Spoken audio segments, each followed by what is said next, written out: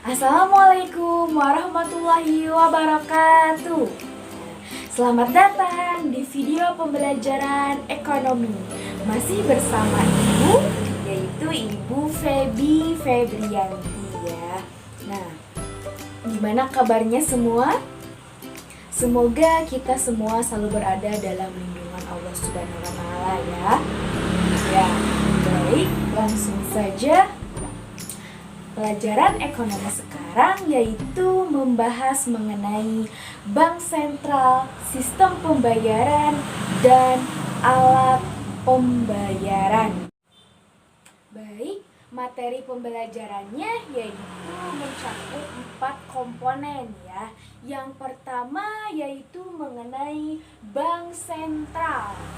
Yang kedua yaitu sistem pembayaran dan peran sistem pembayaran dalam perekonomian. Selanjutnya yang ketiga yaitu peran BI dalam sistem pembayaran ya.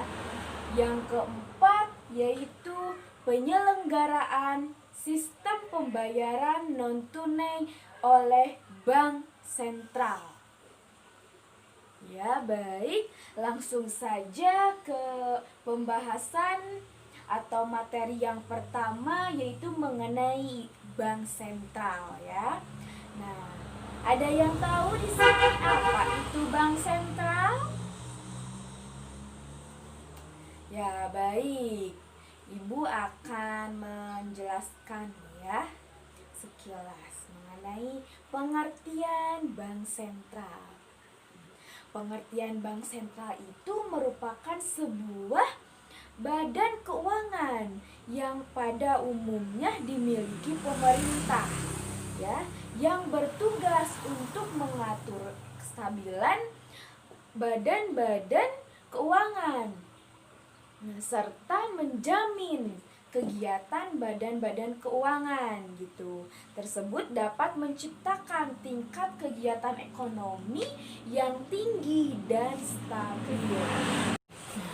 Lalu, bank sentral di Indonesia itu adalah Bank Indonesia atau BI ya. BI. Nah, BI ini memiliki tujuan tunggal untuk mencapai dan memelihara kestabilan rupiah. Nah, kestabilan nilai rupiah ada dua aspek ya, dua aspek. Yang pertama, kestabilan nilai mata uang terhadap barang dan jasa. Lalu yang kedua yaitu kestabilan terhadap mata uang negara lain. Nah, selanjutnya kita ke pembahasan yang kedua yaitu mengenai sistem pembayaran. Nah, sistem pembayaran ini dalam Undang-Undang Nomor 23 Tahun 1999 tentang Bank Sentral, di mana sistem pembayaran adalah sistem yang mencakup seperangkat aturan, lembaga, dan mekanisme yang digunakan untuk melaksanakan pemindahan dana guna memenuhi suatu kewajiban yang timbul dari suatu kegiatan ekonomi gitu ya. Nah, intinya sistem pembayaran berhubungan dengan proses pembayaran. Proses pembayaran akan sesuatu seperti jasa, barang, tagihan, dan lainnya gitu. Nah, lanjut ke peran sistem pembayaran dalam perekonomian. Nah, peran sistem pembayaran dalam perekonomian ini yaitu mencakup 4 ya, mencakup 4. Yang pertama, menjamin kelancaran pasar sebagai tempat transaksi. Terus, selanjutnya, pendorong efisiensi perekonomian nasional. Terus yang ketiga yaitu elemen penting dalam infrastruktur keuangan untuk mendukung terciptanya stabilitas sistem keuangan. Yang selanjutnya atau yang terakhir yaitu sebagai jaringan utama transaksi kebijakan apa? kebijakan moneter. Kebijakan moneter untuk mendukung kebijakan pengendalian moneter yang lebih efektif dan efisien gitu ya. Ya, sampai sini paham ya. Nah, baik, kita lanjut yaitu ke materi peran Bank Indonesia dalam sistem pembayaran ya. Nah, lalu apa sih peran Bank Indonesia atau BI ini dalam sistem pembayaran? Yaitu ada menentukan standar-standar tertentu di mana pada alat pembayaran dan menentukan alat pembayaran apa saja yang dapat digunakan pada sistem pembayaran di Indonesia. Terus yang kedua itu mengatur dan mengawasi lembaga apa saja yang boleh menyelenggarakan sistem pembayaran, baik itu bank atau lembaga selain bank ya. Nah, selanjutnya yaitu perannya itu sebagai pengawasan. Terus kebijakan pengendalian resiko, efisiensi, tata kelola, dan lain-lain ya. Nah, yang selanjutnya yaitu atau yang terakhir kewenangan sebagai penyelenggaraan sistem clearing yaitu antar bank, yaitu untuk jenis-jenis alat pembayaran tertentu melalui sistem clearing. Nah, sistem clearing nasional Bank Indonesia atau kita kenal dengan singkatan SKNBI ya. Baik, selanjutnya lanjut ke penyelenggaraan sistem pembayaran non tunai oleh bank sentral ya. Nah, alat pembayaran non tunai ini sudah berkembang dan semakin lazim dipakai masyarakat. Kenyataannya memperlihatkan kepada kita bahwa jasa pembayaran non tunai yang dilakukan bank maupun lembaga selain bank ya atau LSD, baik dalam proses pengiriman dana, penyelenggaraan clearing maupun sistem penyelesaian akhir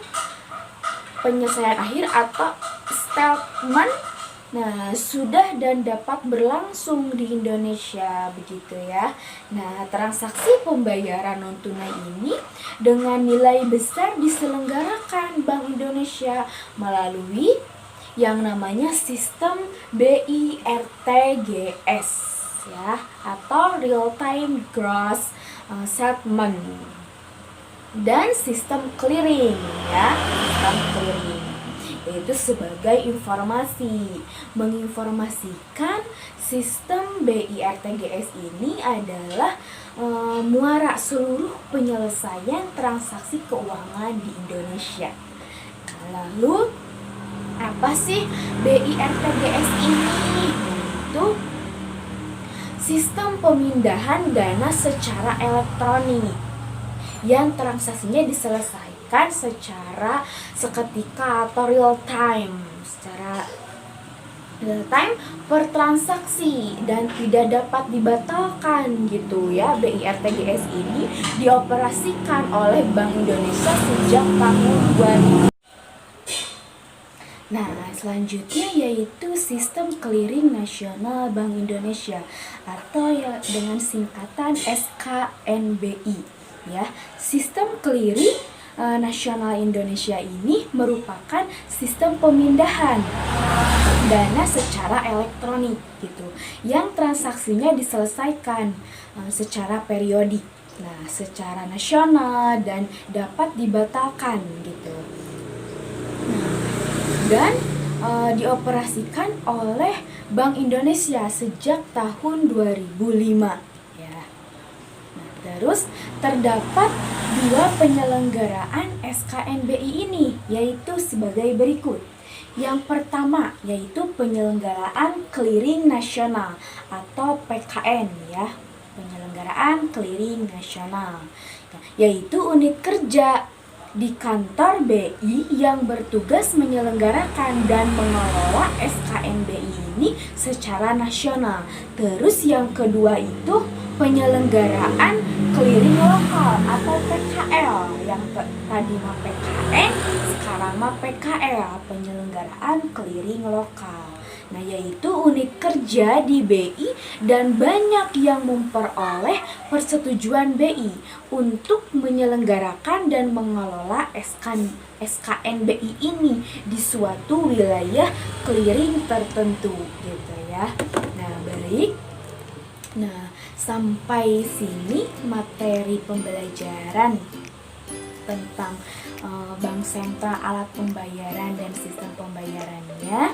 Nah, mungkin mudah-mudahan kalian semua yang menonton video pembelajaran ini dapat mengerti ya. Ya. Nah, terima kasih atas perhatiannya. Assalamualaikum warahmatullahi wabarakatuh.